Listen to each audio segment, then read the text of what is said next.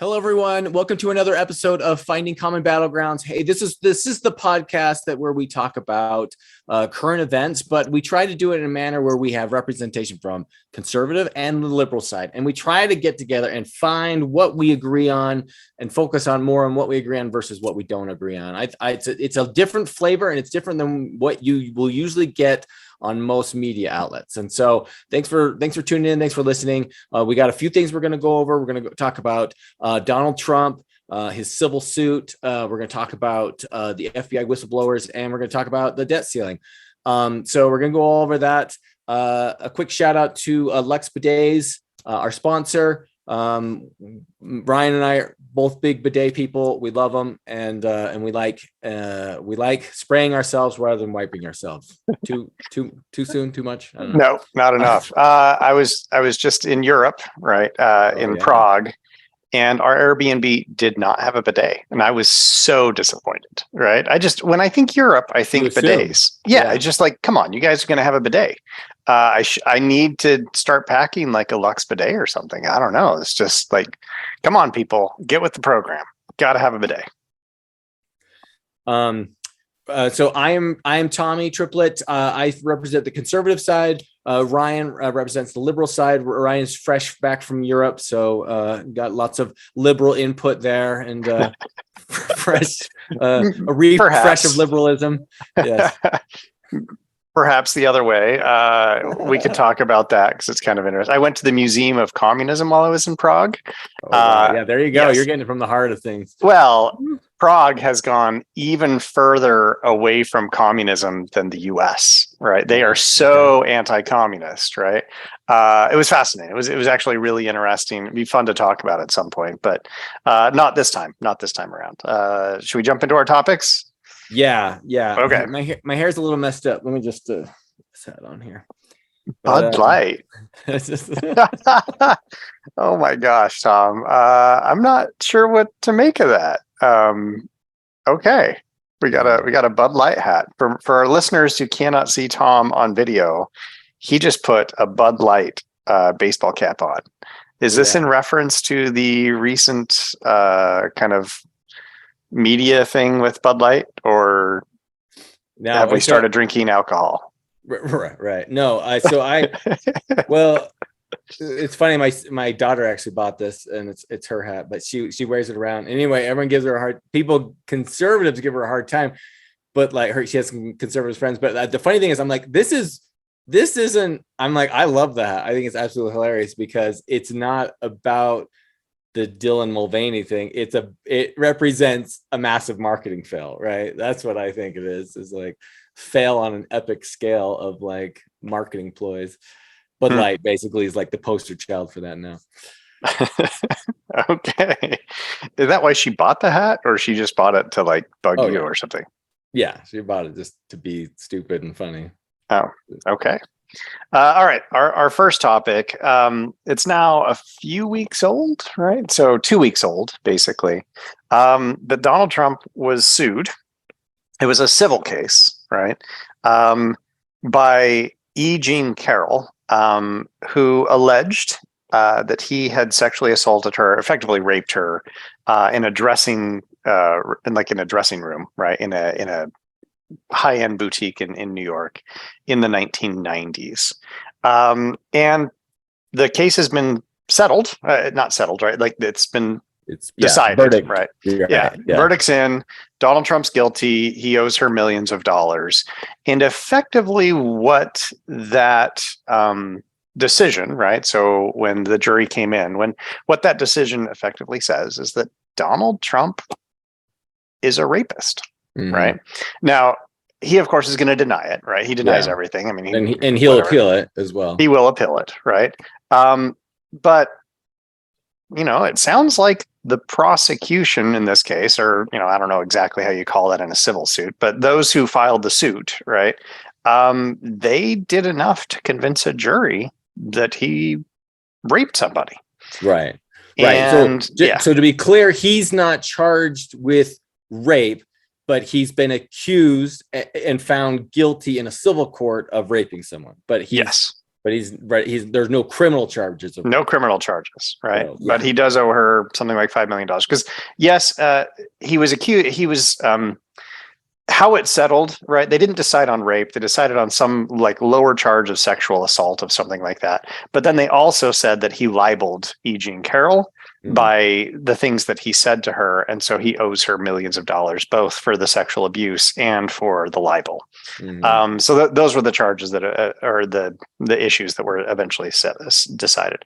I wanted to bring it up. So this was my choice to bring this up, right? Just in part because like, one, the Access Hollywood tape, right, where Trump basically admitted, right, that was shown as evidence in the court that like this is his modus operandi, right, like he does this. So it was kind of evidence of this. Other women who said that he had sexually assaulted them, they were allowed to testify. I know that it's not a criminal decision, right? So like he's not going to prison over this, but I just find it shocking that we have someone who is running for president who is, for all intents and purposes, a rapist. And like a third of the Republican Party absolutely love the guy. And everyone's okay with this? Right? Yes. Like, how is this okay? I do not understand.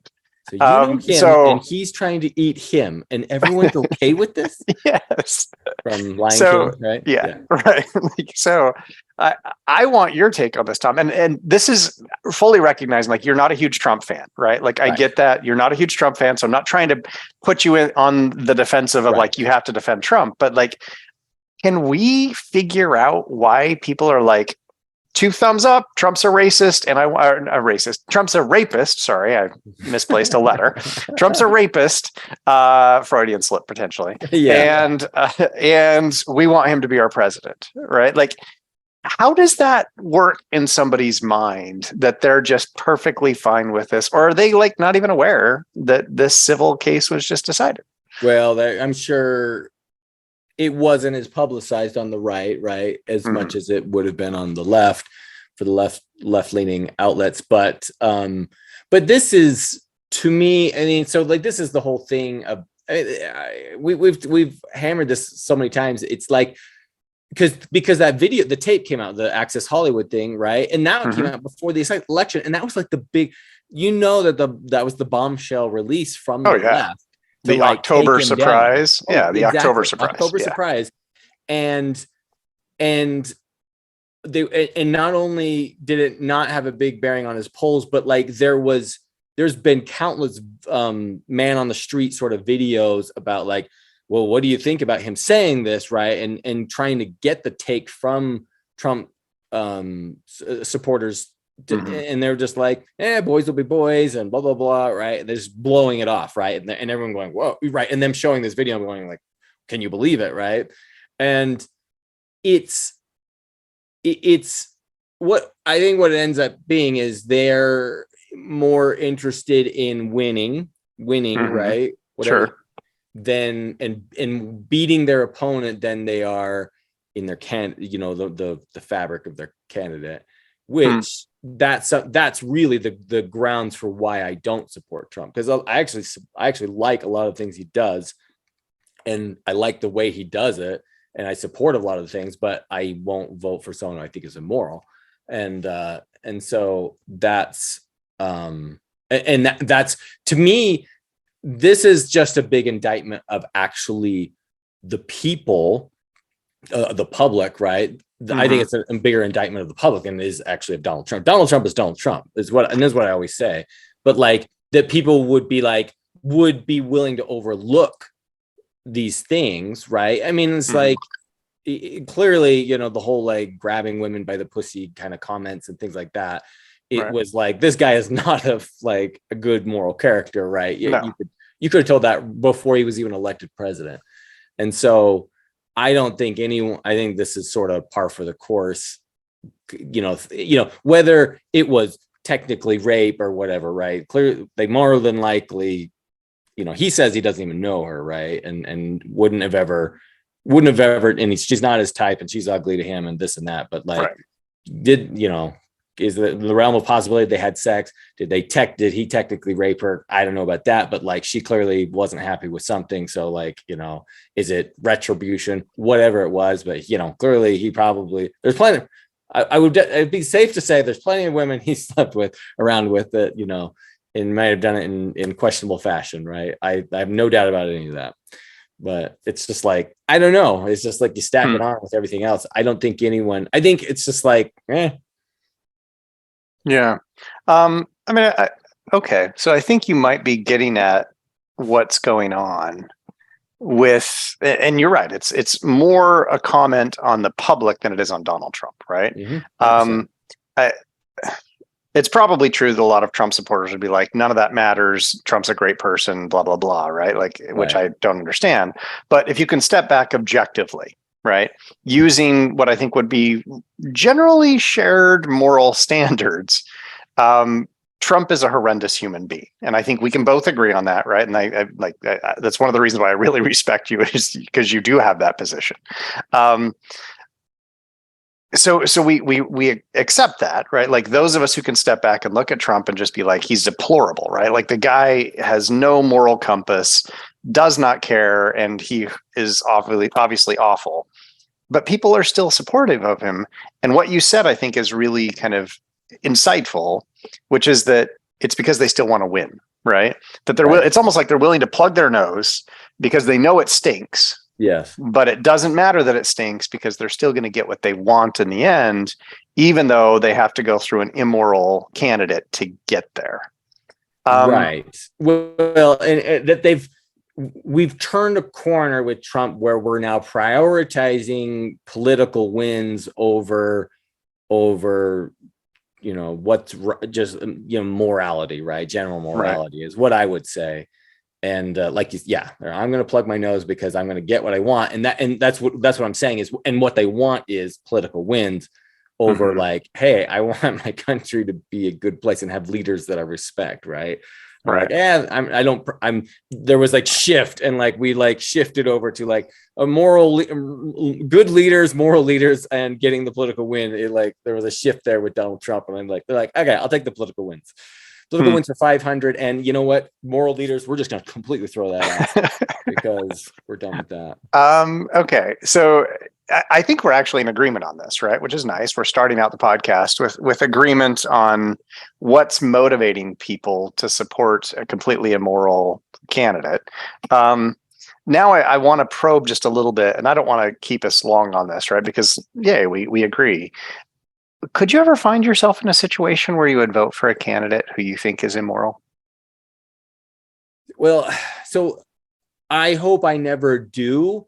And that's the thing, right? And really what it comes down to, will you take a loss over your morality, right? Like a political loss. That's really what it comes down to. And that's because that's really what you have to choose with not voting for some. That's because you're like, okay, if I don't vote for this guy, he's probably going to lose, right? Is the question. And I think that's where you weigh it out. And it's like, no, and so like, I hope I never do. I hope I never do. So, but like, I won't say I won't, because I don't want to say I'm impervious to temptation. Right. But like, I would be really disappointed in myself if I did. So. Yeah, it's interesting. I mean, now that I'm free, because I don't mean to put you under the gun here, right? Let me flip it back on myself. I know. Oh, sorry. That's my Amazon Echo reminding us to take the trash out. It's trash night. Anyway, back when Trump was running for office, right? Obviously, he was running against Hillary Clinton. And, if Josh were still on the podcast, and maybe you would feel the same way, I ended up voting for Hillary Clinton because I couldn't vote for Donald Trump. I am in a swing state, right? So my vote at the time mattered. I don't know if my state is a swing state that much anymore. Right. Would you put Hillary Clinton? I mean, maybe not at the same level as Donald Trump, but would you argue that she's also immoral and that I effectively voted for an immoral candidate? Well, I mean, here's the funny thing: we actually talked about this, and I called you out for voting for Hillary just to as a no Trump vote, right? Right. And like saying that she's and I was because I think she's not a good candidate either. And like so I mean I admitted in the what is the 2020, I was a throwaway vote for me, right? I voted for I you know I laugh. I voted for Kanye West because like and it was a joke essentially because I couldn't vote for the main candidate Donald Trump and it really didn't matter in my state, but but here's the thing: it doesn't matter, but yet I think it does because you do want to send because you can send statements, right? Of like if enough people do that, that you're like, hey, you know what? Just because you're like, I was super proud that in 2016, Utah was the closest to a 3-party race where the third party candidate got 20% of the vote. Yeah. That was awesome. I thought I was like, yeah, we're not thrilled about, you know, Donald Trump's going to win. He was always going to win. We're the most conservative state. Of course he's going to win. But like, yeah, but we did send I thought that was a pretty loud and clear message. And so I was proud of that. Okay. You're making me think, right? Like, would I be willing to just take the straight L, the loss, right? Rather than vote for an immoral candidate just because it's not the other person, right? So just it would be harder to do in a swing state for sure, right? Yeah. Interesting. Here's the thing. I wanted 2 other things. Did you watch any of the CNN debate with him, with Trump? The town hall. No, I don't watch CNN at all. So it was interesting, right? They were the host was very combative with him. And but it was interesting because the audience extremely receptive to him. So he clearly either got his supporters in there or the supporters got themselves in there. But I think it was supposed to be sort of like exposing Donald Trump because the host was extremely combative with him, but the audience was really supportive of him. And he's Donald Trump, man. He can take contention, and like he was slamming right back at her. And the girl, I don't know who the host was, what her name was, but he looked good. He looked good. Really? Yeah. He was. He, you know, they were like talking about January 6th, and he pulled out a sheet and he's like, this is what I said on this date. This is what I said here. This is what I said here. I never, you know, condemned the violence. Right. And he was like going on everything. Like I was like, you know, I don't think I washed my hands of him, but I was sort of like, oh, we'll see how this plays out. But after I watched a few clips of it and stuff like that. I was like, oh my gosh, he's just as strong as ever. I think he's going to be a formidable candidate. I mean, there's a great chance he'll be the nominee, right? And I've worried that for a while, but like after watching that, I'm like, yeah, he's looks just as good as ever. So as far as, and when I say good, I'm saying as formidable, right? An opponent. So interesting. I think there's a good chance he will be. If you know, the DeSantis thing will be interesting, but yeah. We might be making this choice again pretty soon. Where we have to weigh out. Might happen. Weigh Trump out. We'll see. Okay. You said there were 2 things. The CNN one. Is there something else or no? Oh, was there something else? No. Okay. No, we're good. Yeah, I think we're good. Okay. Second topic for today. You brought this one up. You wanted to talk about it. There was recently a set of kind of congressional hearings where 3 whistleblowers coming out of the FBI were highlighted. I have the names of them real quick if I can pull it out.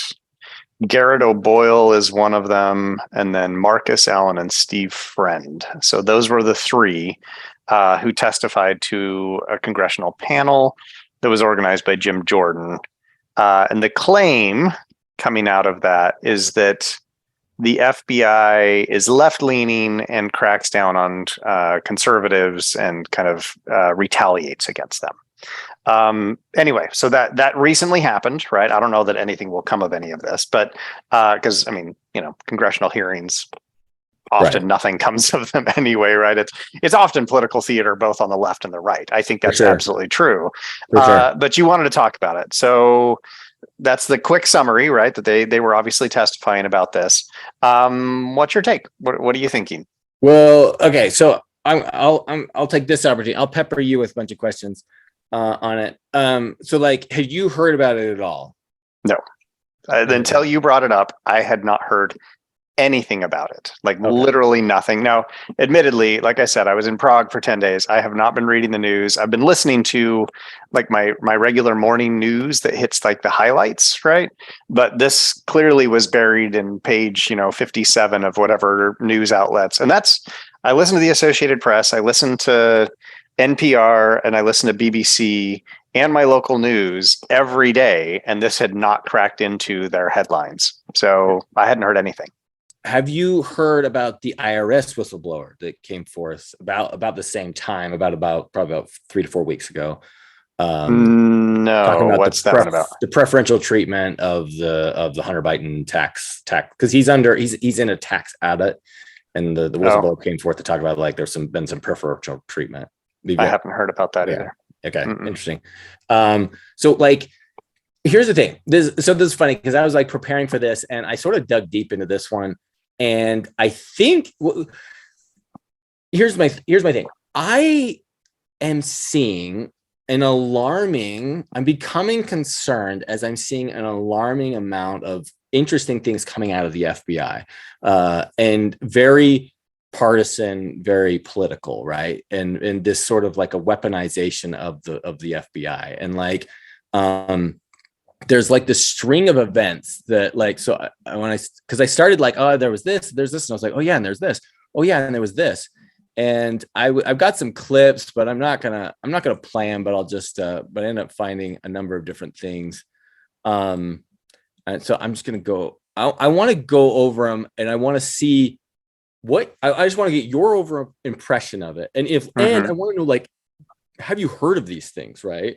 And so, because I obviously I hear about it because I listen to both left and right news, but okay, so it goes back here. So this is interesting. So back when Trump was about to be elected president, there was a bunch of so this is before the election, right? He was under an investigation. An investigation came about Russian collusion. Yes, right? I do know about that. Yes, which prompted the Mueller report, right? The Mueller investigation, right? Right. And what happened is before the election, there was a guy, an FBI agent named Peter Strzok, and he was sending text messages to an agent named Lisa Page, and they were saying, and they were the agents that were assigned to the investigation. There were some of them. There were many, right? So it wasn't like they were the only two. Yes, there were many. Yes, okay. You are correct, right? But basically, they were showing through their text, they were showing extreme bias of there's no way that he's going to become president. We got to stop him, and F this guy, and stuff like that. I do remember that. I remember they were definitely left leaning. Yeah, and this actually this came forth in the Benghazi special investigation. And that these guys came forward, and that's why special investigations are kind of weird. But and that's when Hillary Clinton's email stuff came out in the Benghazi special investigation. But and then so that was that was a weird thing, right? That came up. But then you have I'm going to throw out a few other things here. So in the Durham report that just came out, I don't know if you heard this one. So, what's his name? Barr, General Attorney Barr. Yeah, I know who you're talking about. He elected William Barr, assigned William Barr, yeah. Durham, and I can't remember his name, his first name, Durham, to investigate the Mueller report, which was the Russian collusion. And so he did an investigation on it and basically came out really condemning the practices of the FBI, right? And why they did it. And he was basically saying, one of the quotes here was the FBI was too credible toward the partisan actors. He was they basically, some people said, oh, there's Russian investigation. And they said, oh, okay, we're going to start an investigation, right? Without sort of doing due diligence. I do remember seeing that. I think I read a very short summary of the conclusions. but that's it, right? So I didn't dig deep. I didn't read the report. I'm not going to read the whole report. So Right. but I do remember that coming out. Yeah. And so here's the thing: the FBI has already they said they basically the Durham was kind of like condemning some of their practices, and the FBI said, well, we already made a bunch of changes. Like, we get it, we did it, we screwed up a few things, we've already made a bunch of changes, and we've corrected some of that. And so, but this just barely came out. It was just very, very recent. But I thought it was interesting, some of the things that they were saying, that they were too too eager basically to jump onto these things, and they, without like the due diligence that should have happened. And so there was this, right? So that just came out. And then there's these other things, like, so there was this, which I thought was odd. So I don't know if you heard about this. The accused, so Governor Whitmer, which is Minnesota, Michigan. I think she's Michigan governor. Yeah. So there was a plot, a kidnapping plot that was foiled, right? Yep.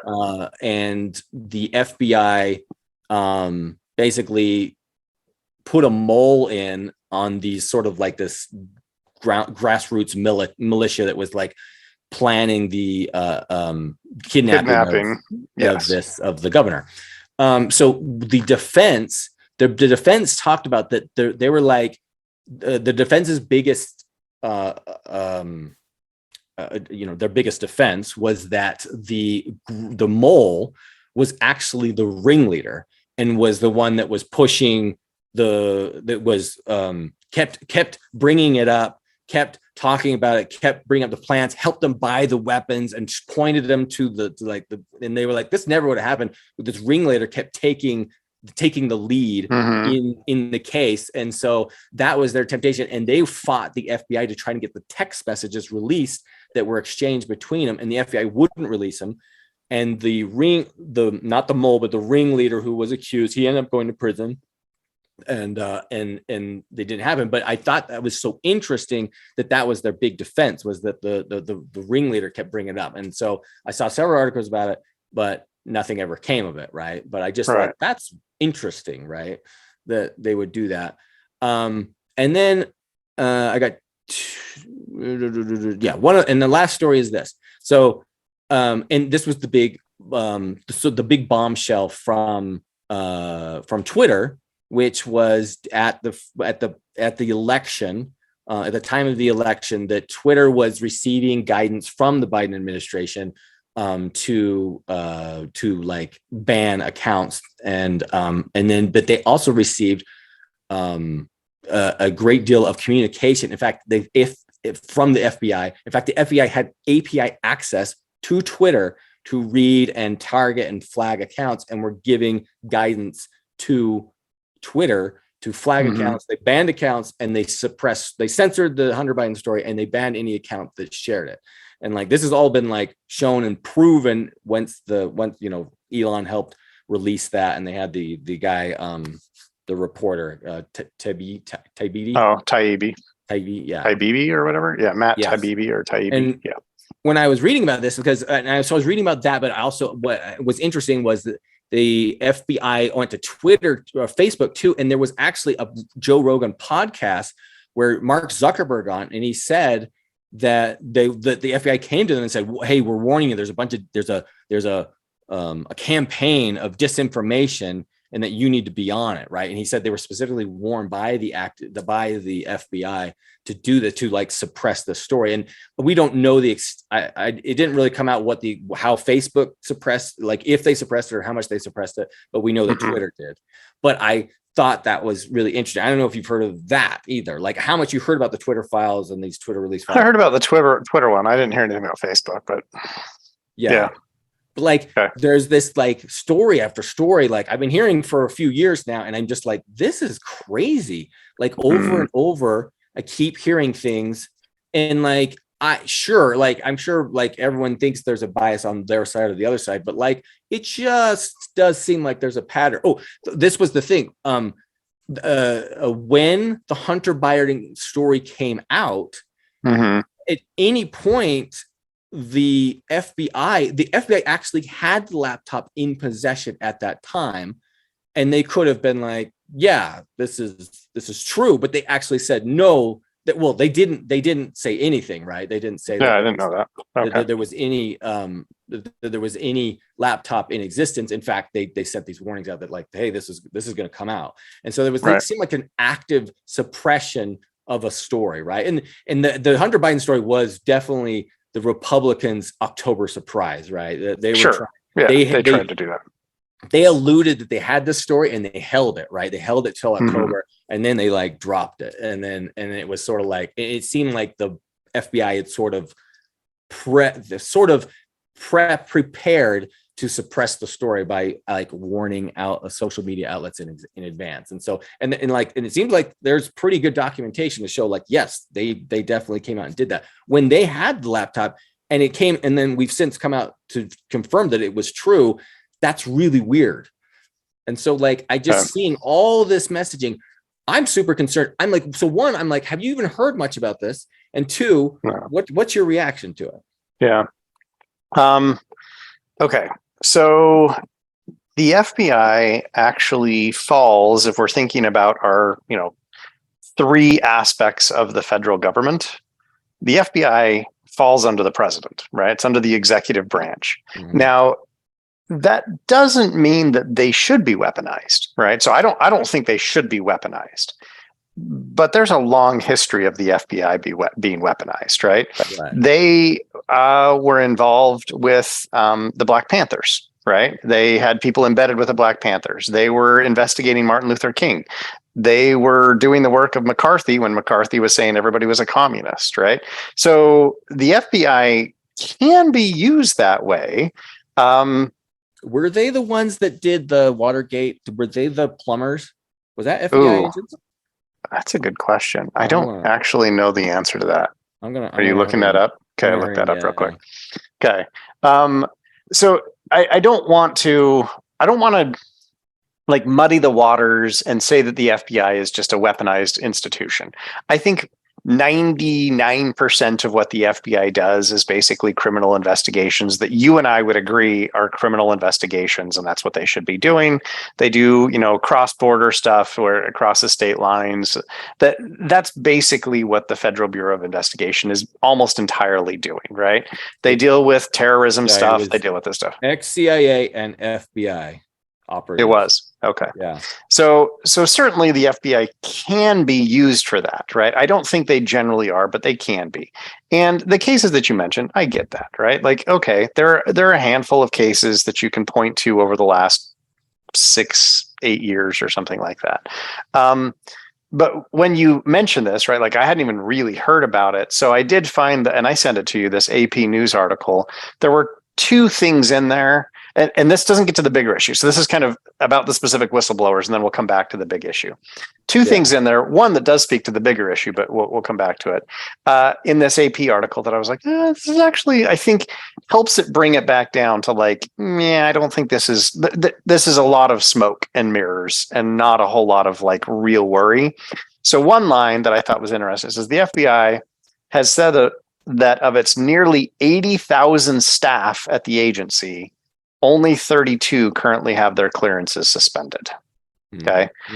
Which is a clear departure from the GOP claims that retaliation of rank and file staff is widespread.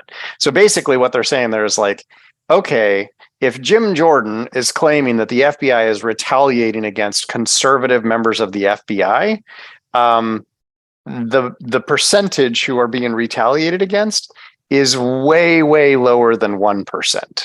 Right. And I can't imagine that like, of the 80,000 staff in the FBI, that only 32 are conservatives, right? Like there's no way that's true. Like impossible that could be true. The other point that I think is also important, these three whistleblowers, the reason why they had their clearance suspended, one of them was involved with the January 6th riot at the Capitol. He was actually there involved in the riot, not as an FBI agent, as a private citizen, he was involved. Okay. That's why he had his clearance suspended. The other two have both claimed that the riot was not sponsored by Trump supporters. They've sided with these alternative kind of, conspiracy theories that this is actually like Antifa or something like that. And even though the administration or the FBI leadership keeps saying like, dude, stop it. they keep touting this as like, no, this was not Trump supporters. This is not what happened. So they pulled their clearance, right? Yeah, I mean, okay. So effectively, we that's have three interesting. people. Yeah, we have three people, all of whom effectively think that the January 6th riots were like thumbs up good. And the FBI is like, yeah, you can't do that, right? I And now don't they're turning see whistleblower, right? And I'm right. like, could you have picked some better people, right? If Jim Jordan had found somebody who was like, I voted for Donald Trump and the FBI suspended me, and that's it, right? I'd be like, that's not good, right? Like, you should have people who are conservative and progressive in the FBI. I have no problem with that. He found three people who basically are like January 6th riot, thumbs up. And the FBI is like, here's the thing. I am concerned to get a security clearance removed for saying thumbs up on January 6th, right? That's like saying I support BLM, right? People have died in BLM protests, right? But that doesn't mean, right? That's one, that's free speech. Two, that's like, yeah, bad things happen, but there's nothing wrong with saying that, right? And three, it's like, we don't know like all the facts and details, right? So it's like, of like who's on what side and like who was instigating it. And if it's like, but we've agreed, Tom, like January 6th riot was an attack on our democracy, right? Oh, I hate that statement. It was I know you do. It was an attack on the Capitol. Yeah. It was, but why were they attacking the Capitol? So they were attacking the Capitol to overturn an election, right? So right, like there's no other way to frame that other than like they were not okay with democracy. This is kind of what the whole FBI thing is actually what I'm kind of getting at this January 6th thing, because what would have, were you at any point worried that the election was going to get overturned? Like officially, were you at any point in any percentage worried that if so let's pretend the January 6th rioters, right? Insurrectionists. Yes. Let's go as far as to call them. What if they'd succeeded? They'd gotten into the Capitol and they'd done everything they wanted to do, which was take the ballot results and steal them or destroy them, whatever they were going to do, right? And hang Mike Pence, because that's what they were trying to do. They had a gallows out in front. Okay. They were going to hang Mike Pence. Hang Mike Pence, right? Right. So you think democracy was going to be overturned? The crazy part, it's a fair point, right? So, and I'm trying to be fair here, right? Like, even they did break into the Capitol. They stopped the counting of the ballots, right? They stopped the Electoral College count. They stopped all of that. They didn't actually take the ballots. I don't know that it would have mattered, but they didn't take the ballots, right? They didn't get Mike Pence. I think I was actually more concerned about Trump just saying, like, I'm not going to leave the White House. Right? Like that to me was the bigger threat to democracy than them storming the Capitol. At the end of the day, and Trump not calling in the military to stop what was clearly an insurrection, right? He didn't do that. He was like, they're doing my bidding. I'm just going to ignore this, right? Like, let's watch it on TV. And he had to be effectively forced by his people in the White House to go on TV and be like, we love you. Thank you for supporting us, but you all need to go home peacefully now, right? Trump was, I think, the real threat to democracy because he denied the outcome of the election. He denied what was happening. That the big lie, that is all Trump. So underlying the whole January 6th riot was a denial of reality, okay? And that was led by the president of the United States, who just straight up said, I didn't lose the election. He lost the election and he denied it, right? He was the genuine threat. What the rioters did, they were never going to win, right? No, they shouldn't have ever won. Okay. So can we agree then that democracy was not under attack with the January 6th riots? I actually agree with you in that that's probably the more disturbing development was Trump's sort of denial of the election and trying to question and attack the election integrity. Yes. Okay. So I think we largely agree here, but we have to draw the connection. The fact that Trump did it is what led to the January 6th riot. If Trump had just conceded, if he'd just been like, yeah, I lost. Sorry, guys, I'll try again in 4 years, there would not have been a January 6th riot. Okay. Like, okay. I mean, he was the headline speaker at that rally, right? Yeah. It was the Take Back America rally because he lost, and he did it on the day that they were counting the outcome, right? That was all intentional. Yeah. It was part of the big lie. So there's no way that you can say January 6th would have happened with or without Trump. Trump did that. Okay. Now, whether he instigated them, we're not going to go down that path. I know that. But Trump denying that he lost, Trump not being willing to concede is what led to January 6th.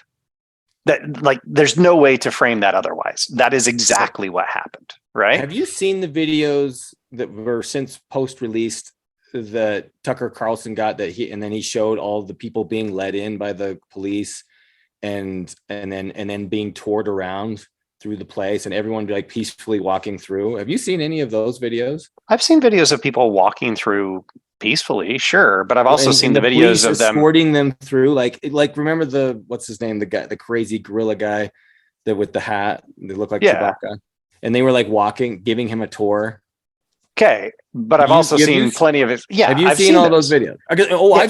I've seen the other ones. There's plenty of videos of them smashing windows and smashing police officers. And if you watch, it's all the same videos over and over again. It's about 5 minutes worth of footage. Yes, but doesn't matter, right? They stormed it and they injured numbers of Capitol police officers, right? Okay. Dozens of Capitol police officers were injured. Why did the police officers let him in? They lost. And I think some of them were probably fine with it. But why were they showing him? Why were they showing him the area? That I don't fully understand. Right. Exactly. That's what I'm trying to get at. There's more questions there than just it's not one narrative. Okay, that's fine. But at the end of the day, should they have been storming the Capitol? No. No. Okay. Should they have gotten into the Capitol? No. What I'm trying to be clear is there's another side that was not being shown, and all of a sudden it's like, why were they doing that? I don't know. Why would they do that? I don't know why they're doing that. If this was the only narrative that existed, why would a police officer come? Okay, but that's like let's say like 98% of the narrative should be what they did on January 6th was wrong. 2% of it is definitely what's up with these police officers who were okay showing them around, right? That I'm fine with that being 2% of the narrative of like, okay, there's something weird there. But 98% of this is like they were physically attacking Capitol police officers who were defending the Capitol while democracy was playing out. Some definitely were. All I'm trying to say is hundreds of them. Oh, we were fed 100% of a narrative. And it was like there clearly was this other side that some people were okay with it. Some thought it was fine for them to be there, and some were letting them walk around and were showing them the things.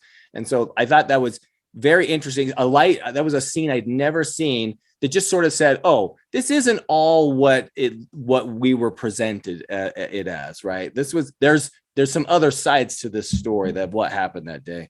So but I don't think that changes the major narrative, right? So what, right? At the end of the day, January 6th is it's the whole BLM thing, mostly peaceful protests, right? So do we get to say that there was some mostly peaceful if 75% of the protesters it was like 94%. We already had talked about this is like our very first podcast. It was like 94% were completely peaceful and like 6% had some violence. Yes. Yeah, what I'm saying is if 74% of the protesters had gone into the Capitol and left, can we call it a mostly peaceful protest? Just like the BLM? Can we call it that? No. I mean, you can't. I don't think that the framing works, right? They broke into the building and then they were peaceful, right? That's not, I mean, it's like, Tom, I break down your door, right, while you're not home. And then I walk around and I don't take anything. So if the police let them is that and not an invasion? That's still a home invasion. If the police let them walk in and they didn't even break any doors, isn't that a peaceful entrance? But we know they did. No, some did, yes. So some people burned buildings down from BLM, right? Some people killed people. Some people destroyed active violence, but there was lots that didn't. So like, and we got to call them mostly peaceful protests. So like that's what I'm saying is like we get to say, oh, yeah, well, but it wasn't. I mean, good. Okay, but you're really conflating this in a way that doesn't make any sense. Okay, no, you have no numbers to tell me how many people walked into the Capitol peacefully. Hold on. Pause. Never stole anything. Pause, Tom. Pause. Okay, I have friends who participated in Black Lives Matter protests. Yeah. Okay, here in Tampa, that were completely peaceful. Totally. Okay, totally. So that is the whole protest, the entire protest, 100% peaceful. Okay, so 96% of those protests were completely peaceful. Yes. Okay, but those are individual protests. Right. And what you're doing is you're saying, no, let's conflate all of the BLM protests, right? And say, well, all of them count the same as the January 6th one. And I'm saying, no.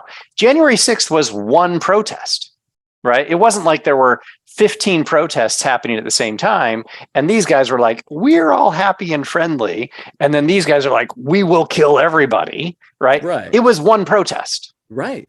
And but you're willing to call anyone that went to the protest an insurrectionist? No, I wouldn't go that far. A lot of people are, right? Sure, but I mean, I think it's genuinely true that some of the people who went were just like dipshits who just like showed up because they're like, I love Trump, right? Well, and did not plan on protesting and getting violent and invading the Capitol. Yes. And I think that's probably true for maybe even the majority. Yes, but we also know that a very sizable minority showed up with weapons, right?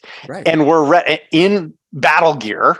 Yeah. And we're ready to do this. Yes. Okay. And what I'm getting at is, what if it was 25%? I'm just throwing a number out. 25% came with ill intent, with weapons, and the other ones were led into the Capitol. So they're not like led. And you see the videos of them just walking in, and the police are holding the door open, and they walk in and they go around. And I've seen the videos of them walking around respectfully and then leaving. And like I saw plenty of that. And so 75% say did that, right? Right. But are there all so what if one of that FBI agent was there and he did that? He did all the peaceful stuff and then he got his security clearance pulled, right? Because you can't talk about it and you can't say it this way. Like that doesn't add up to me. That's someone saying all BLM protesters are rioters, right? That's the same idea. Is you just threw a blanket statement on it and said you're all bad people. Oh, and we're taking your security clearance away because because you believe in BLM and you said it online that you like BLM. Yeah, and I'm trying to listen to you, right? So, and I already said, like, I don't think all of the people who showed up were there to engage in a violent insurrection. Right. And on January 6th, I don't know the status of that one FBI agent. No, he can appeal, right? Losing his security clearance. And I think he has, right? So he may get it back. I'm actually more concerned about the two that said they support it, right? That said that this was not that they're, no, it's not so much that they support it. They said that there's an alternative explanation for what happened. Yes. So they're like, it's Antifa, right? And I'm like, come on. It's not Antifa, right? Like, hello, let's use our brain here. Antifa was not in charge of the January 6th riot. And even if it wasn't, even if they weren't, right? Even if he's not correct, right? The fact that that these two guys said it and then they got their security clearance is very concerning to me.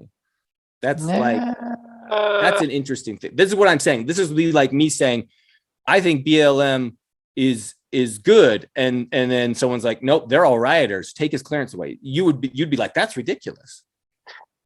Yeah, I don't know that it's quite the same, right? I mean, it would be like after, I mean, how many years out are we from the January 6th riot? A year and a half, right? It'd be like a year and a half after the 9/11 attack, somebody saying, I think it was an inside job.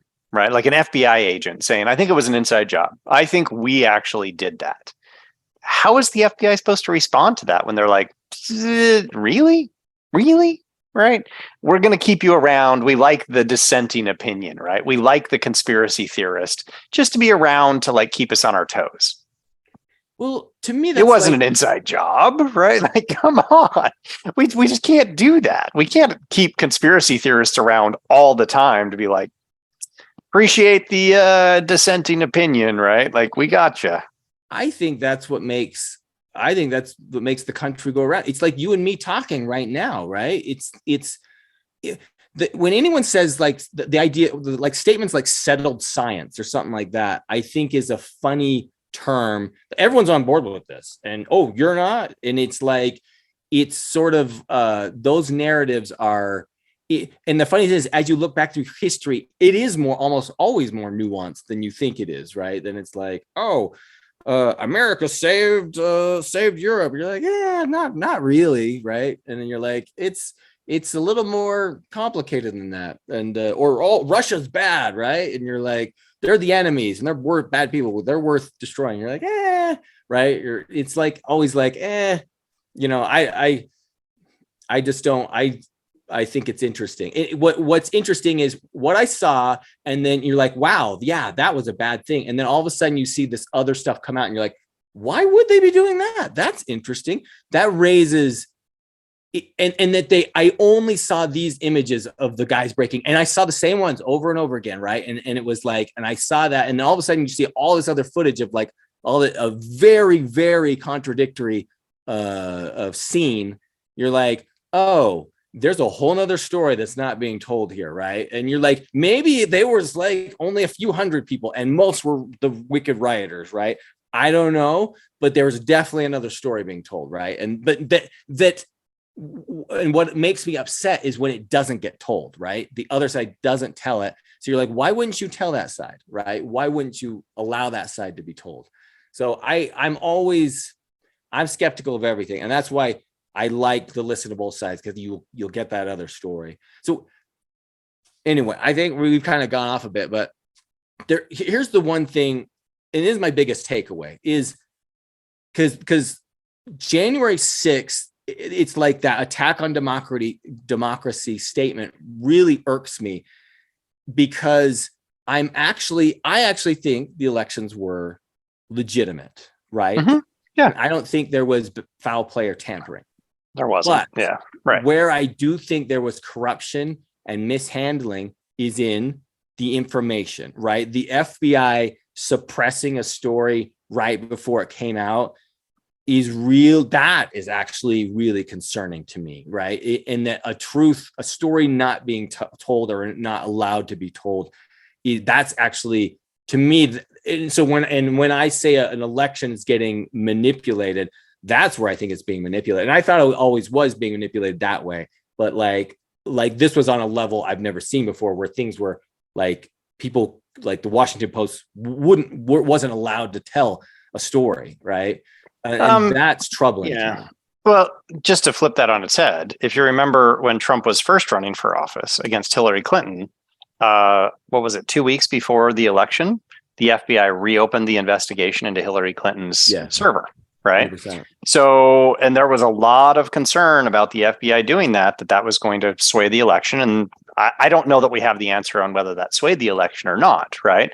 But it sounds like another instance of the FBI potentially influencing the outcome of an election. Right. Yeah. And I know that in this particular case, right. Okay. In that first case, the one that I'm talking about with Hillary Clinton, afterwards, and I forget the name of the director of the FBI. Was it Comey? Yeah. Really tall guy, right? Yeah.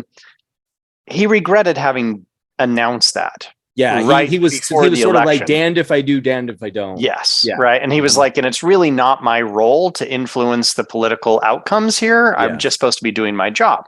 Well, could that have then led to the suppression of the Hunter Biden stuff the next time around? Like, and I don't know the answer to that, right? I'm just saying, like, well, we don't want to influence the election, so we're not going to say anything. Right. So it's like, you can't win either way with this, right? They did announce it one time. Maybe it swayed the election. They didn't announce it one time. Maybe it swayed the election. Like, I don't know the answer to this. What is the right answer for the FBI to do? Are they always transparent? Are they always opaque? I don't know that there's a right answer there. And so, and I'm not trying to defend the FBI, right? I think that's a really difficult spot to be in for, the FBI, for the Federal Bureau of Investigation. If they're engaged in an investigation, how much do they make that public? I don't know, because it's political. Here's a really interesting takeaway I think you might find interesting. There's the Peter Strzok, right? He's clearly liberal, right? And he's an FBI agent who was on both the Hillary, the Benghazi investigation, okay, and the Mueller report investigation. So basically looking into the Benghazi scandal and the Russian collusion. Yeah. Now he's being grilled, I think, by Senator Troy Rowdy, or he's in before Congress. And I was watching I watched a bunch of the video, but not the whole thing. But at one point, he's talking about Donald Trump getting elected and stuff like that. And he's like, well, yeah, if you believe that kind of thing, blah, blah. And he's like, well, what do you mean? The senator's like, what do you mean? And he's like, well, I do believe that there was tampering by the Russians, right? And this is kind of like, it's all being talked about right now, right? And it's still in the news. And so he's basically saying, yeah, I'm questioning whether it really was whether the American people really did elect him, and because I think there could have been tampering. And he's like, oh, okay, and which is an interesting thing. He's questioning the election, right? This is an FBI agent questioning the election, who's actually on the investigative team, but he's in the FBI. That's my point, and he's questioning the validity of the election. And here we have, 7 years later, we have some FBI people who are like, well, I don't think, January 6th wasn't an attack on democracy and stuff like that. And they're like, oh, shut their clearance, that guy's clearance down. I mean, Peter Strzok didn't get his clearance taken away, right? But he's saying, I don't think, he was fairly elected or rightfully elected. He's not an actual legitimate president. And he's like, yeah, we're fine with that. I think that seems contradictory to me. Well, but it almost sounds right now, right? Like you're selecting evidence that fits your narrative that that the FBI is against conservatives, when I literally just gave you an example of the head of the FBI announcing an investigation into Hillary Clinton 2 weeks before an election, right? Yeah. So are they really, right, just like left-leaning, kind of radical, and they just want to get rid of Trump or something like that? Like, I'm just not buying it, right? Like, even the number I gave you, 32 out of 80,000, and we don't know why all of those people have their clearances suspended. I'm guessing most of them, it's not because they're conservative. It could be any number of things. They could be under investigation because they had a DUI, right? They could have done any number of minor criminal things, but it has nothing to do with their politics. So even if there is a bias, right? There's no way to argue that the bias is so pervasive that they're basically taking every conservative member of the FBI and pulling their clearance, right? Do you think there's a bias? I think all people have biases. Right. Do you think there's a left-leaning bias at the FBI? At the FBI, I would be shocked if that was the case. The general bias among law enforcement officials in the US and the military is to the right, not the left. Yeah, but the FBI's headquarters is located in DC, right? Sure, but so is the military. But which is right-leaning. The DC? Washington, D.C.? Well, no, D.C., I mean, right. But I mean, just because they're there, right? They have offices all over the country. So the military, the Pentagon is based in D.C. It's literally right there. I mean, it's across the river technically, right? I'm saying that's where the headquarters are. I know they have offices everywhere. Right. But the military generally leans to the right. Police forces generally lean to the right. I would be shocked if the Federal Bureau of Investigation didn't also lean to the right. Okay. Do you think that might link to the? So you don't think that would be bias? Well, I mean, again, there's the bias that all humans have, right? All of us have bias. Right. Do I think that any one of those three that I just mentioned, right? General, local police forces or sheriff's offices, the military, and the FBI, do I think they are all far radical right to the point that like they want to lead an insurrection? No, I don't think any of them are.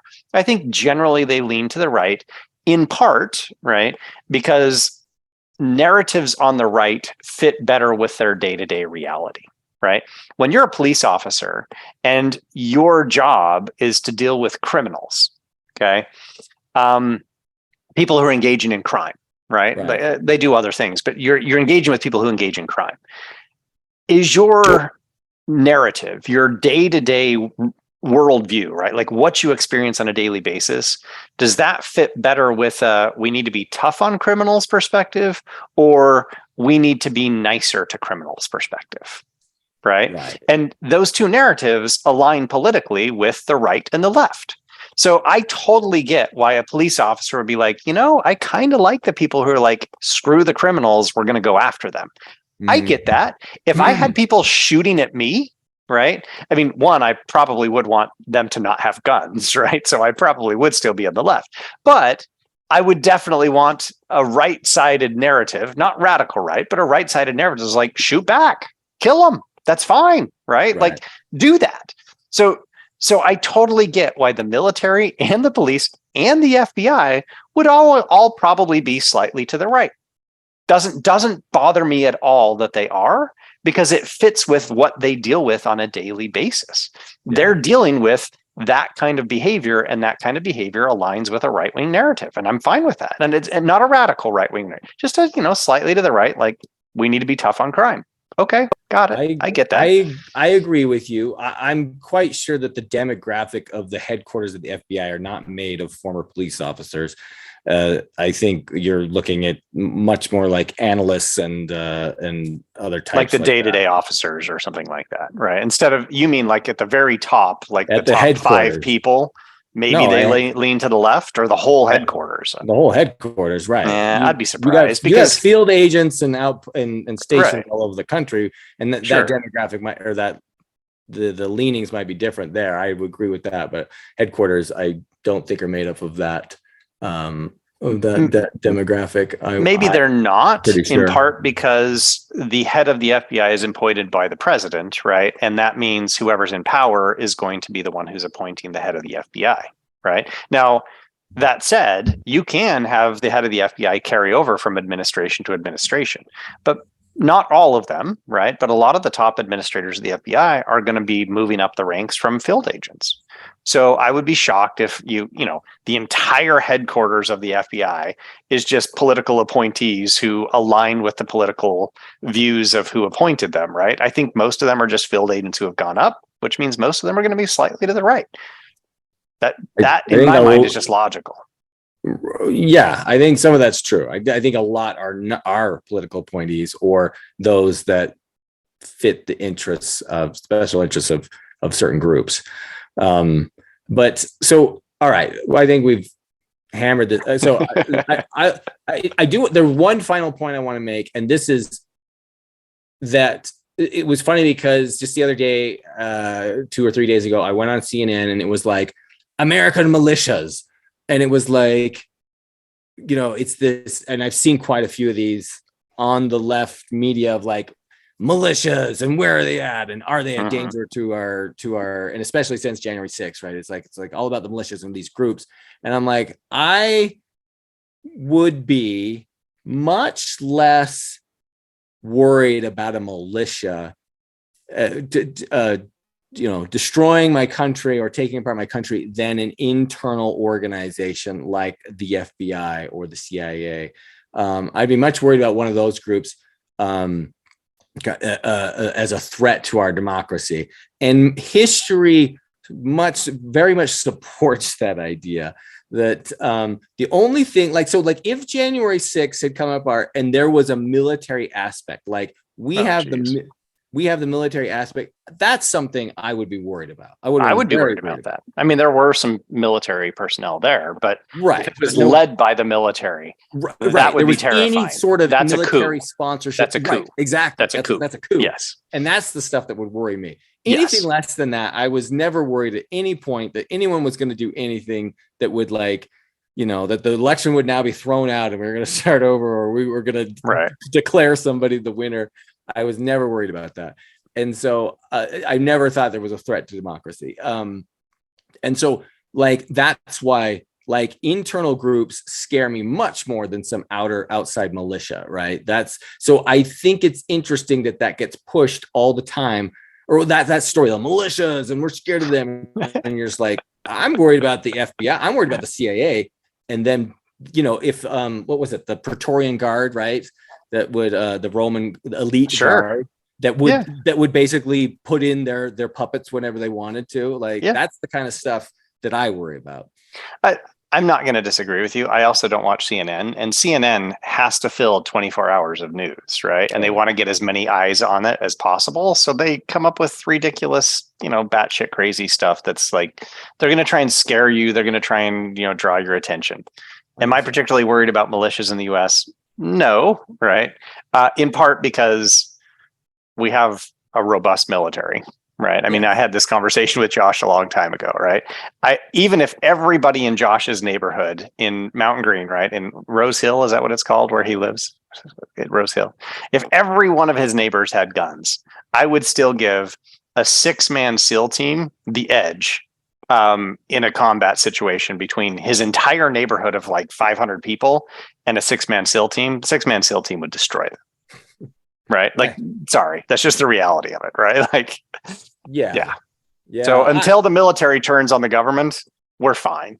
Right. Yeah. I've belabored this enough. So yes, we'll move on. But it's just interesting. I think that the whole thing is sort of, I have concerns about it. So, but it's interesting that you don't. So that's I don't see it as a major concern. The one point that I did I think is a fair point, right? Yes, there were some people who were wandering around the Capitol, potentially the police letting them in. That is a slightly different narrative. It's worth raising a couple of questions, but it doesn't change the grand narrative in my mind. Anyway, let's move on. Right. Debt ceiling. Doing this podcast on May 28th at 6:22 p.m. And the only reason I mention those specific numbers is because this is changing like in real time, right? We're running up against what was June 1st was supposed to be like the drop dead date, and then we've defaulted. And now Janet Yellen has just changed it to June 5th. Yes. That's the day. That's the day. That is the new day by which we have actually defaulted, and cataclysm begins, right? Like this is the apocalypse and everything ends. So you wanted to talk about it, right? As we're talking, I checked this morning because I knew we were doing the podcast. Supposedly there is like a wink and a nod and a handshake between McCarthy and Biden that they've got an agreement. Now they have to sell it to the different parties to get it through the House. Presumably it'll pass the Senate and then Biden can sign it. They have to do all of that basically in the next 7 days. Yes. Okay. What did you want to talk about? What do you think is going to happen? I think they're going to pass it. I don't think either party is stupid enough to let the cataclysm that would actually happen. Yes. There's going to be a lot of drama between now and then. Yeah, there's going to be a lot of drama. I mean, there has been a lot of drama, right? But the drama is going to continue. A lot of grandstanding. I was actually just listening to a podcast about this yesterday. There will be some really conservative Republicans who dissent. So McCarthy will not get his entire caucus. For sure. There will be some very left-leaning Democrats who will not agree. Bernie so will it's not be basically, happy, no, he will not, right? But he's in the Senate. So the House is going to lose the two extremes, and the more moderate individuals will come together from both sides and decide that this is acceptable, right? It's a compromise. No one's happy, as Josh used to say on the podcast, right? A sign of a good compromise is both parties walk away unhappy, right? Yes, right. That's exactly what's going to happen here. And then it will probably pass the Senate, and like at the last possible minute, Joe Biden will sign it and we will not default. But my stocks have already dropped by about, I don't know, I want to say like 2% over the last 2 weeks because the stock market's freaking out. The S&P's cranking. Well, it goes up and then it goes back down, right? So it was up by a couple of percent, and now it's back down by a couple of percent as of yesterday, right? Yeah. As of yesterday, it tanked again. So because they're not sure, right? Right. I thought they'd be going down more. So did I. I was really worried about it. Here's why I think they're not. And this is so interesting. I think this says so much. So I watched the best video the other day. with a guy that I follow, an economist, and he like broke this out, and I was like, holy crap, he's right. This is so interesting. He's like, we're not going to default. And if we didn't even come up with a deal, the country would not only be fine, we'd be better off. And I was like, what? And he's like, he goes on and explain it. And this is like, I'll just give you the summary. Basically, we're in a deficit. So we're spending $6 trillion, right?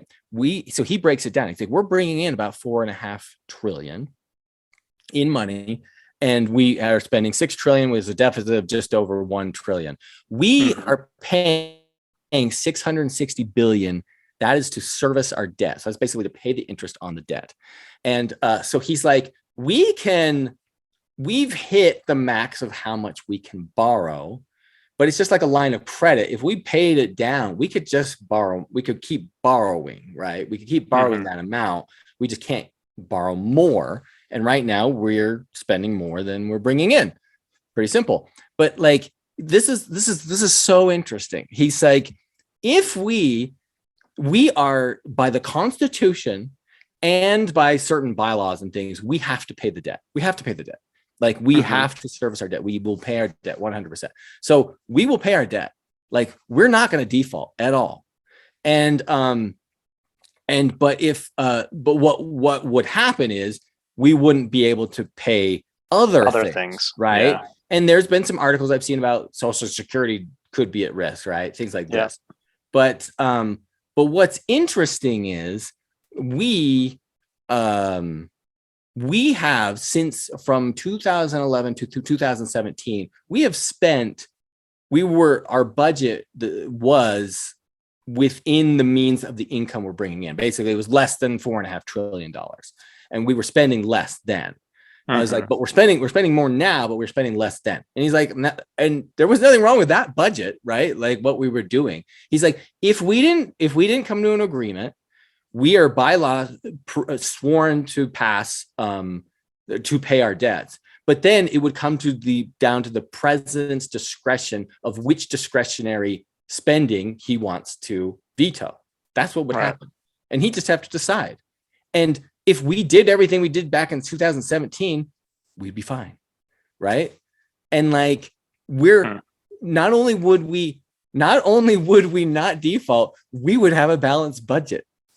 And I'm like, you're right. Like we would be balancing their budget and we wouldn't be going into any further debt. And here was the crazy thing that he said, which I thought was fascinating. It was like, we have about a 5-year average servicing on our debt. We before we really usually roll it in. The rates we're paying right now are like 1%. The rates we will, when we raise a debt ceiling, what we do is we take all of our existing debt and we roll it into the new debt at 5%. He's like, that's going to dramatically increase the amount of interest that we're going to pay. So it's like not good for us at all. Right. So I was like, I'm like, what are we doing? I'm like, but all you hear on the media is T-minus 3 days before complete meltdown of everything in the world, right? That's like what we're hearing. And I'm like, why are they doing that? Like, why? Like, why would they eat? Why is that the narrative? Like, that's so strange.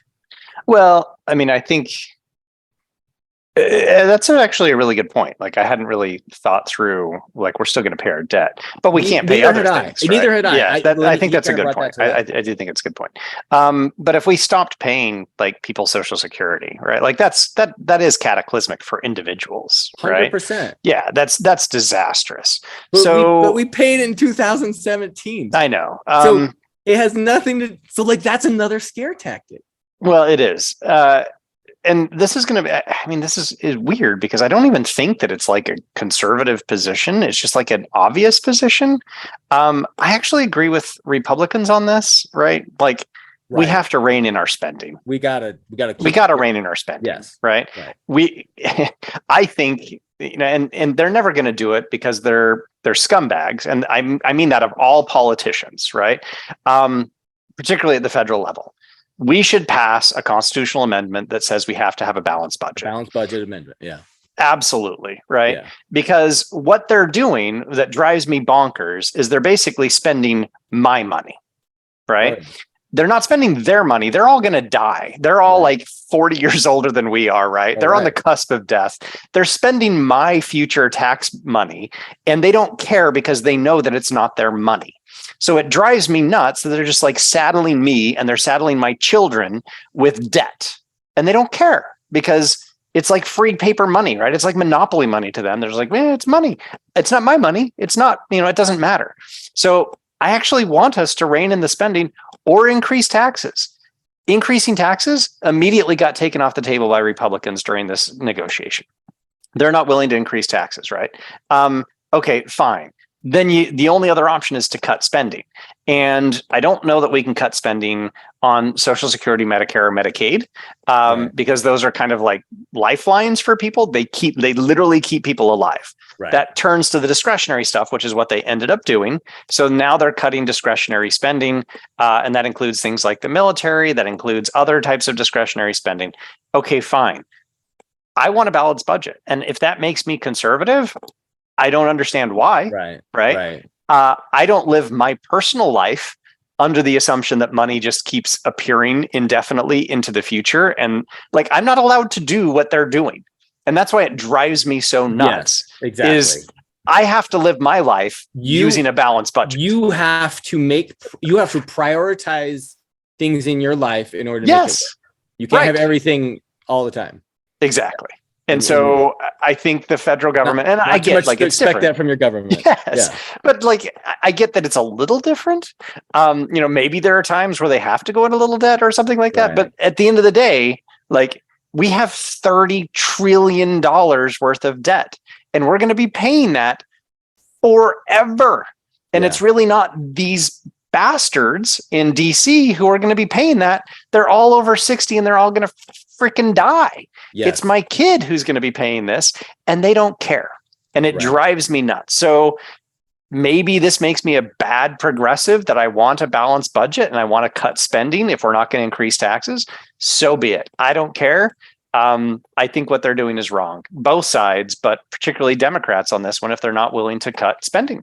Yeah, I had a video it was a really short one, and it was actually a Democrat, and he was basically going on saying that the conservatives under Republican presidents, the spending has increased. He's not wrong. And he's not wrong, right? Yep, he's right.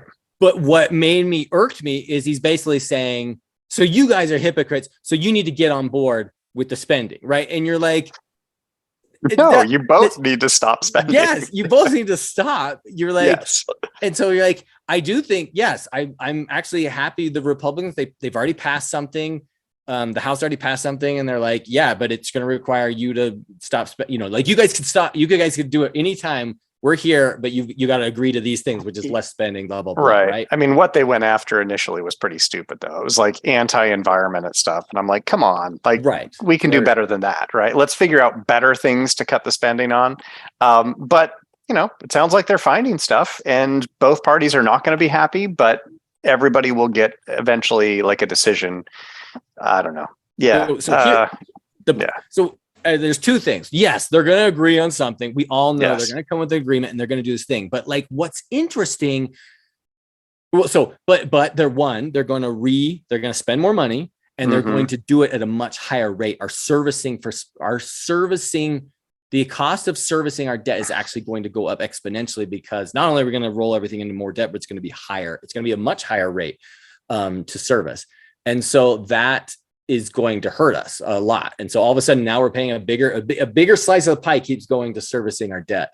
And this is like unsustainable. And I think this is more than ever. I think people are like, well, yeah, borrowing used to be super, super cheap. Now it's getting expensive, right? Like this is not a thing we can keep doing. But like, all I see is these articles that are like, we gotta do this. If we don't do this, the world explodes. And I was like, once I saw that video, I was like, oh my gosh, we don't need to do anything. It would be better just to not pass anything at all and force a balanced budget is what it would do. Effectively, yeah. And I'm like, duh. And like I said, we were paying Social Security in 2017. Yes. So like we would pay it now. We would just get rid of all the other crap that we've kind of. I mean, there are some demographic things that are weird. But what that would mean, right, is that at the stroke of a pen, Joe Biden would basically be like, all right, well, 20,000 federal employees just lost their jobs because we can't pay you, right? So when we say like it would force a balanced budget, it absolutely would. So I agree with you on that point. Like the Economist is not wrong when he says this, but there would be cataclysmic consequences for individuals, right, who work for the federal government, right? Yeah. And for federal programs that like overnight, suddenly there would be tens of thousands of people who would lose their jobs. And then when we say that would probably lead to a recession, that's probably true too, right? If we suddenly overnight have like 200,000 federal employees who are like, sorry, we can't pay you, what does that do to the economy, right? Wow. 200,000 people out of jobs overnight, disastrous consequences for the economy. So I get what you're saying. Like at some level, like, yes, we would balance the budget. We would be forced to balance the budget, but there would be people who would start losing their jobs literally overnight, right? Like we just can't pay you. Sorry. Well, we're about to go into recession. We're going to pass the spending bill, and then we're going to go into recession. So it doesn't matter. Well, the yield curve never lies. It's happening. Like it's it's the most inverted it's ever been since 1980. So like we're definitely going into recession. It's just with or without the spending bill. But like I guess you could blame it on that. But like we've been laying off. How many tech employees have been laid off? It's quite a huge amount. It's like over 100,000. But anyway, what I think is interesting is this: we have to do this. We have to continue the debt. And like at no point is there any conversation about like actually we don't have to do this. Technically, we don't. Yeah, because we have agreed that we will service the debt regardless. We'll just have to cut everything else. Yeah. Yay. It's interesting and infuriating, and it makes me wonder why do we keep saying we have to do it, right? Is it just our spending? Are we addicted to government programs, right, that we want to keep bloating, right? Is like what's going on? Well, I mean, cutting $1 trillion out of our budget would be pretty substantial. I think the real solution is actually having to raise taxes somewhere, somehow, but who wants to pay more, right? And especially, again, it's a game of pretend, right? And this is the part that really gets me, because it's almost like the tragedy of the commons, right? No one really sees the debt as their responsibility. Right. So it's like, the park that you go to where you're like, well, it's a public park, right? Like, I don't have to keep it nice because it's not my responsibility, right? Mm-hmm. It's the air. I don't have to get, the emissions tested on my car because it doesn't really affect me. But that's exactly how people think about the debt, right? It's like, it's not my debt, it's debt. Right? Like magical debt that doesn't affect anybody in reality. And I'm like, no, you bastards. It actually does affect me. Right? You think we will repay the debt? I know we've had this conversation. I think you have said like, you don't think we're going to actually repay it. At some point, we'll just be like, write it off, and it doesn't happen. Well, we won't write it off, but we will print it off. We will hyperinflate it out. That's what we were doing. Oh, geez. Yeah. If I were elected president tomorrow, I would pay my freaking debt. And that's why you'll never get elected. I would. Right? I would change the budget structure such that, like, however we have to do it, we are going to pay down the debt. And I would push for the amendment that, like, we have to have a balanced budget and we can only have, like, no debt, basically. Right. I look at countries like Norway that has a $1 trillion sovereign wealth fund. And I'm like, why are we doing this? Seriously, right? That's absolutely what we should be doing, is have all this surplus money and we invest it and we make us more money. Yeah. Yay. And instead we're on the other side and they're buying our debt and we have to pay Norway, right? Like we're idiots. We're freaking idiots. And it's because it's a tragedy of the commons thing. The debt is nobody's problem. It has to be somebody's problem. I think we need to let's tie politicians' salaries to the debt. Right. Let's do that, right? Yeah. Well, let's pass term limits too. Yeah. It's I've talked about this before, but Ray Dalio's Changing World Orders. It's like a 30-minute video. I'm going to send it to you. It is awesome. It is so well done. It's so well done. But like, it shows that it's just inevitable. And countries have been doing this forever. Like we ultimately just spend more than we can do it. And it's the roots of our undoing. Right. And it is eventually destroys us, but we can't help ourselves, because anyone who comes in, like you said, president, oh, we're going to do this, they're gone. Right. They're like, oh, you want to do hard things? We don't want to do hard things. We want to do easy things. Well, let's vote in the guy who says Tom. We can print as much money and do whatever you want. You can all have an amazing life and it will cost you nothing. Yes. That's not the way it works. Sorry. That's just not how reality works. All right. Should we wrap it up there? Yeah, that's good. Yeah, that was a good one. Okay. Well, thanks everybody. Hope you enjoyed it. Hope you learned something, and obviously leave feedback if you've got thoughts or suggestions. Tom, look, we don't always agree when it comes to politics. But if there's one thing that we do agree on, it's that there's only one way to clean up after going to the bathroom, and that's with a Lux bidet. Listen, I've been using bidets forever, all right? And Lux is the best, all right? So, I mean, I've got like the little squatty potty thing and the bidet. It's like a whole experience. It's probably one of the highlights of the entire day. But like, it gets me clean and it gets me ready to talk politics in a civilized manner. Yeah, no, I agree with you on that. Every time that I use a toilet, it doesn't have a bidet. When I go to a friend's house, I just don't use their toilet, first of all. But that's about as uncivilized as it gets. So civil conversations demand civil hygiene practices. That's why everyone should get a bidet.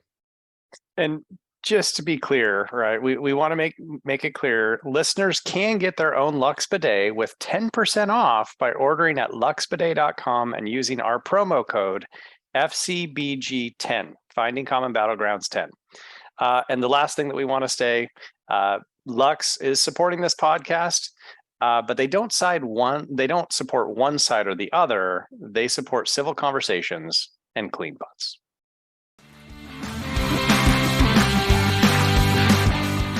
We hope you enjoyed this episode of Finding Common Battlegrounds. The music is by Ben Sound. The views expressed in this podcast are those of the participants and not those of their employers. For more information or more episodes, you can find us at findingcommonbattlegrounds.com.